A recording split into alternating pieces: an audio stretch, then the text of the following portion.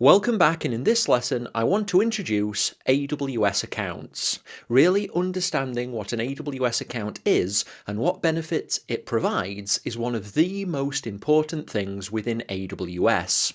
Many students, especially at the start, confuse AWS accounts with users inside of those accounts, and I want you to be 100% clear on the difference. If you've used AWS before, you might already have an idea of what AWS accounts are and how they work. But understanding accounts at a really instinctive level is essential for a solutions architect, developer, or engineer. Simple systems which you design might operate from within a single AWS account, but more complex systems or environments operated by large enterprises might use tens or in some cases hundreds of AWS accounts. And for that reason, it's important that you really understand the features and benefits provided by AWS accounts. Now, this might seem pretty basic, but it's really powerful when you do fully understand it, and really dangerous to operate at production scale if you don't. So let's jump in and get started. Now, this is an AWS account. When you're just starting with AWS, you might only create one of these. You might even already have one. Bigger, more complex projects or businesses will generally use many AWS accounts, and in this course, you're going to use multiple AWS accounts for the demo lessons, and this will help you understand how businesses actually use AWS in the real world. At a high level, an AWS account is a container for identities and AWS resources. Identities is just the technically correct way of referring to things like users, so the things which you use to log in to systems such as AWS. So an AWS account contains users which you log in with and resources which you provision inside of that account. So keep this idea of an AWS account being a container in your mind constantly as you move through the course. But this is especially important in this stage of the course where you're going to be creating the AWS accounts that you'll use constantly as you move through the content.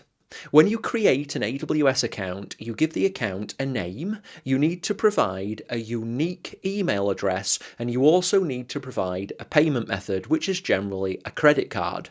So if we're creating a production account, we might name the account prod for production. We would use a unique email address, which is unique for this specific AWS account, and provide a credit card for this production account. So just to reiterate, the credit card can be used for multiple AWS accounts, but the email address can't. It has to be unique. You need one unique email address for every AWS account. Now, the email address that you provide when creating the account is used to create a special type of identity within the AWS account, which is known as the account root user. So every AWS account has an account root user, so the root user of that AWS account. In this example, if you create a production AWS account, then the account root user of that account can only log in to that one production AWS account. If you make another AWS account, let's say a developer account, then that account will have its own unique account root user with its own unique email address. So those account root users are different. The production account root user can only access the production account, and the developer account root user can only access the developer account. Now, initially, the account root user is the only identity, the only user created with an AWS account. So initially, you have the blank account, the container, and inside that is the account root user of that account. Now, the account root user has full control over that one specific AWS account and any resources which are created inside it. Now, the account root user can't be restricted. It will always have full access to everything within that one AWS account which it belongs to. Now, this is the reason why we need to be really careful with the account root user, because if the username and password ever become known, the results can be disastrous because the details can be used to delete everything within the AWS account. The credit card that you provide when you create the AWS account, that's set as the account payment method. So you can create resources within an AWS account, and I'll be covering these throughout the course. And if those resources have any billable usage, then that usage is billed to the account payment method, in this case, a credit card. I'll talk about this later in the course, but on the whole, AWS is what's known as a pay-as-you-consume or pay-as-you-go platform.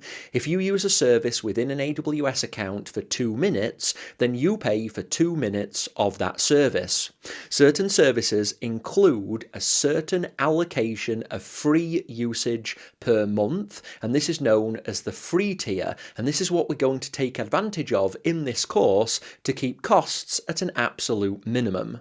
So now that I've covered the account root user and billing within an account, now I want to touch on the security as it relates to AWS accounts. So you know that the account root user has full control over this one specific AWS account, and this can't be restricted. Well, you can create additional identities inside the AWS account, which can be restricted. I'll talk about this more soon, but this uses a service called Identity and Access Management, known as IAM. And with IAM, you can create other identities inside the account. So these can be different types of identities. We've got IAM users, IAM groups, and IAM roles. And I'll cover these in detail in the relevant section of the course. But at this point, it's important to understand that all of these IAM identities start off with no access to the AWS account, but they can all be given full or limited access rights over this one specific AWS account. So just like the account root user, the IAM service is also dedicated to your account. So unless you specify otherwise, any IAM identities created in my account won't be able to access your account. Only identities which you create inside your account and then grant access will be able to access resources within your AWS account. Now later in the course I'll talk about how you can do cross-account permissions, but for this point in the course just think of AWS accounts as containers. Only things within the account can access anything else within that same account. And another key thing to remember is that with the exception of the account root user, any IAM identity starts off with no permissions. You have to explicitly grant permissions to any identities managed by the IAM service. Now another concept which I want you to be really familiar with is the boundary of the account. So on screen now, the orange line around the account, think of this as a wall. It can keep things inside the account from getting out and also keep things outside the account from getting in. AWS accounts are really good at containing any damage caused within those accounts. So things such as an inexperienced system administrator doing something silly or a bad actor attempting to intentionally harm your account. If the credentials for the account root user are leaked, then these could be used to delete everything inside that one specific AWS account. And if your entire business runs from that one single account, then this can be really, really bad.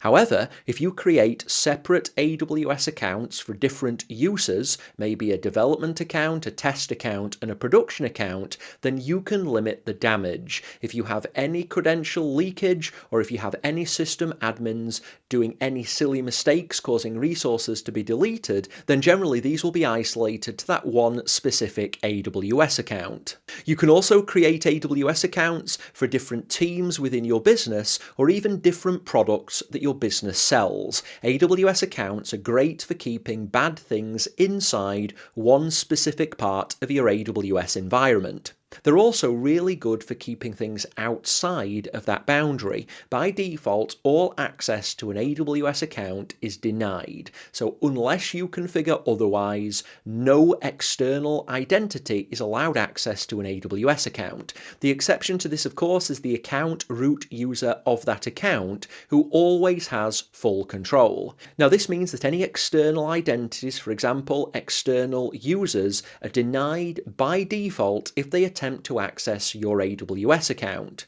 Now, external identities can be granted access, such as Julie in the middle, if you explicitly want to allow this access. But the default security stance is that unless you explicitly allow something, then no access is allowed to your AWS account. So that's AWS accounts. They're a crucial part of the AWS product set, and understanding them at a really instinctive level is important. Whether you're a solutions architect, a developer, a sysadmin, or a DevOps engineer, you need to be comfortable with how to use AWS accounts effectively.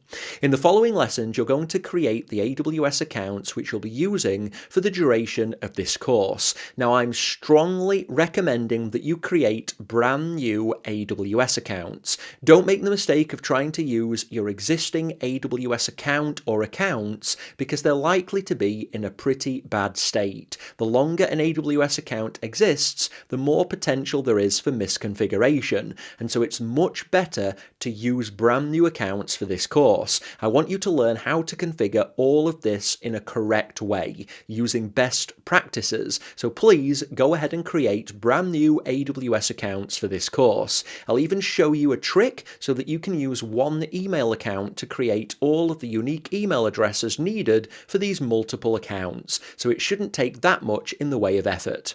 With that being said, go ahead and complete this lesson, and then when you're ready, I look forward to you joining me in the next lesson, where we're going to get started on creating the AWS accounts for this course.